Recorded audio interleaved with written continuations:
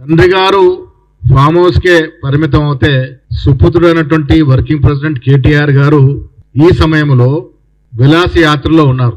ఆయన ట్వీట్ చేశారు, ఇంగ్లాండ్ లో ఎక్కడో టెలిఫోన్ బూత్ లో 20 ఏళ్ల క్రితం ఫోటో దిగారంటే మళ్ళీ నిన్న ఫోటో దిగి పెట్టినాడు. ఇదాండి ఆయన బాధ్యత. ఇంగ్లాండ్ ఎంత దూరంలో ఉంది మనకి శుక్రవారం నాడు వర్షాలు మొదలైనాయి. ఆ రోజే తీవ్రంగా వర్షాలు పడ్డాయి. శనివారానికి రావచ్చు కదా, వెనక్కి వచ్చి బాధ్యత నిర్వహించవచ్చు కదా, ప్రజలతో తిరగవచ్చు కదా.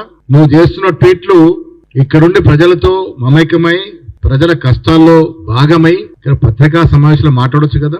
ఎక్కడో ఇంగ్లాండ్ లో విహారయాత్రలో నువ్వు ఉండి సోషల్ రెస్పాన్సిబిలిటీ మరిచి సోషల్ మీడియాలో ట్వీట్లు పెడతా ఉన్నావు. నా ట్వీట్లను ఏమైనా పనికొచ్చావా అంటే పసలేని ట్వీట్లు. దీనివల్ల వర్షాలు పడుతుంటే నెక్స్ట్ డే నుంచి ముఖ్యమంత్రి గారు రాత్రింబగలు అధికారులతో, వారితో పాటు ప్రత్యేక ప్రధాన కార్యదర్శి శాంతికుమార్ గారు, మంత్రివర్గ సభ్యులు, మా శాసనసభ్యులు, శాసనమండలి సభ్యులు, పార్లమెంట్ సభ్యులు, డీసీ అధ్యక్షులు అందరూ కూడా క్షేత్రస్థాయిలో ప్రజలతో ఉన్నారు. ఇవాళ ముఖ్యమంత్రి గారు 2 రోజులుగా ఖమ్మంలో, మహబూబాద్ లో పర్యటనలు చేస్తా ఉన్నాడు, రివ్యూలు చేస్తా ఉన్నాడు, తగు సూచనలు ఇస్తా ఉన్నాడు, సహాయ సహకారాలని ప్రకటిస్తా ఉన్నాడు. ఇవి తెలియకుండా మొద్దు నిద్రలో ఉన్నారని, హెలికాప్టర్లు ఎందుకు వాడలేదని, మీ ధ్యాస అంతా కూడా విలాసవంత జీవితమే. హెలికాప్టర్లు సకాలం లేకుండా రోడ్డు మార్గాన పోయాడు. నిన్న పక్క రాష్ట్రం వాడు 10 హెలికాప్టర్లు పెట్టాడని, మనం ఎందుకు పెట్టలేదని.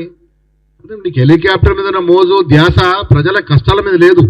ఆనాడు ప్రజల సొత్తుని ధరావతం చేసి ప్రగతి భవన్లు కట్టుకున్న మీరు విమానాలు కొనే ప్రయత్నం చేసినారు, హెలికాప్టర్ కొనే ప్రయత్నం చేసినారు. వీళ్ళు హెలికాప్టర్ ద్వారా పోయారా, విమానం ద్వారా పోయారా, కాలినడకన పోయారా, అది కాదు సమస్య.